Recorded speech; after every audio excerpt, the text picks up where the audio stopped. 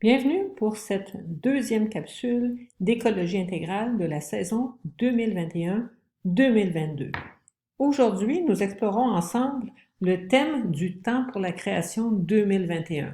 Rappelons que ce temps a lieu du 1er septembre 2021, qui est la journée mondiale de prière pour la création, jusqu'au 4 octobre 2021, qui est le jour de la fête de François d'Assise. On a donc un thème qui est en deux parties. La première partie, c'est une maison pour tous. On note le point d'interrogation. La maison commune, c'est la terre habitable, elle devrait l'être vraiment pour tous d'une manière égale.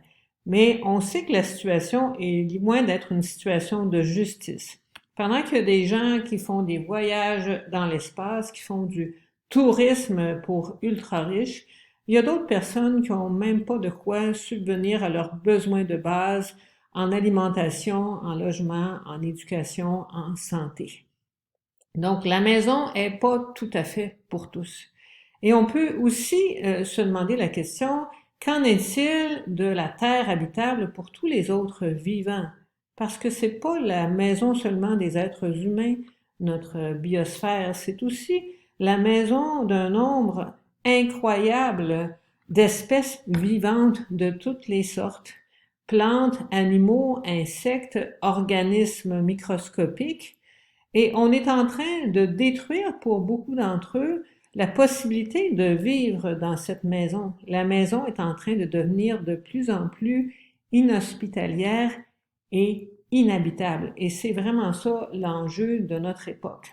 Restaurer cette maison-là. C'est pourquoi la deuxième partie du thème, c'est renouveler l'oikos de Dieu.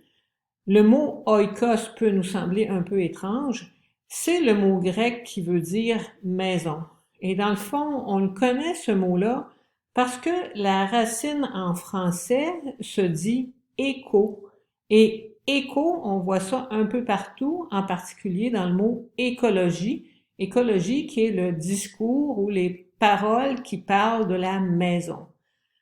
On le voit aussi dans économie, par exemple, nomos voulant dire loi, donc les lois de la maison, la façon dont on gère notre maison, ce qui est beaucoup plus large que la dimension proprement économique dans le sens de financière. Et cette maison-là, on dit qu'elle est de Dieu. Donc, on reconnaît que notre maison est reliée à son créateur.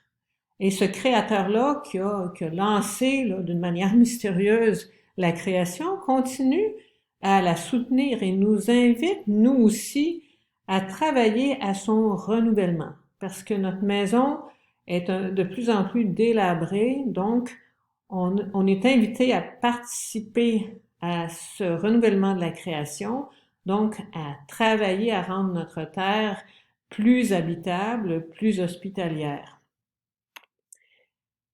Déjà, c'était un rêve, une promesse de Dieu dans l'Ancien Testament.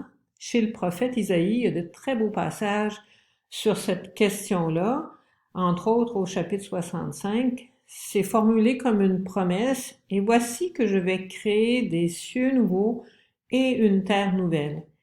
Dans le Nouveau Testament, l'évangéliste Jean en particulier, mais c'est pas uniquement là, nous présente Jésus, Fils de Dieu, comme étant celui qui vient conduire la création jusqu'à son achèvement. C'est un projet merveilleux et nous sommes invités à y collaborer, ce qui est, en d'autres mots, de participer à l'avènement du royaume de Dieu sur terre. Le thème de cette année a un symbole, c'est l'attente d'Abraham. Abraham, on le connaît, hein, c'est le vieux patriarche, un personnage du livre de la Genèse qu'on appelle aussi le père des croyants.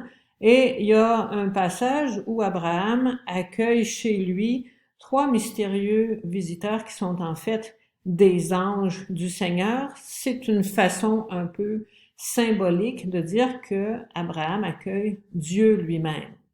Alors, c'est très beau comme thématique parce que quand on offre l'hospitalité à toute personne qui se présente à nous, Eh bien, d'une certaine manière, on est en train d'accueillir Dieu. Hein. Matthieu 25 nous le dit, hein, tout ce qu'on fait au plus petit d'entre les frères du Christ, en fait, on le fait au Christ. Et notre tente, en fait, est appelée aussi à offrir l'hospitalité à toutes les autres créatures vivantes. Donc, notre terre est de plus en plus inhabitable, inhospitalière, et c'est le temps maintenant, c'est le défi de notre époque de renverser la vapeur et de participer au renouvellement de notre grande tente, en fait, de notre maison commune. Monseigneur Bruno-Marie Dufay, qui est le secrétaire au dicaster pour la promotion du développement humain intégral, c'est un grand mot là, pour dire que c'est le service qui s'occupe de toute la question de l'écologie intégrale au Vatican, l'exprime de cette manière-là. Là. La tente d'Abraham exprime notre appel écuménique à l'hospitalité radicale, en sauvegardant une place pour toutes les créatures, humaines et non humaines, dans la maison ou oikos de Dieu. Il parle de écuménique parce que Abraham est reconnu en fait pour les trois religions monothéismes, donc pour l'islam, pour le judaïsme et pour le christianisme. C'est un facteur d'unité, c'est une figure qui ouvre sur la diversité, Abraham. Et il y a une prière qui a été composée pour le temps de la création. Elle est beaucoup plus longue que ce que vous voyez ici, donc on va la mettre sur le site de l'IFTP. Vous pourrez aller la lire puis la méditer, elle est très belle. Je vous lis simplement la première partie. Créateur de l'univers, nous te remercions depuis ta communion d'amour d'avoir créé notre planète pour qu'elle soit une maison pour tout le monde.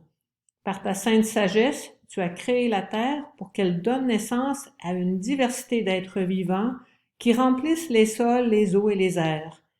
Chaque partie de la création te loue dans son être et prend soin des autres depuis sa place dans la toile de la vie. La semaine prochaine, on regardera des outils pour mieux vivre le temps pour la création.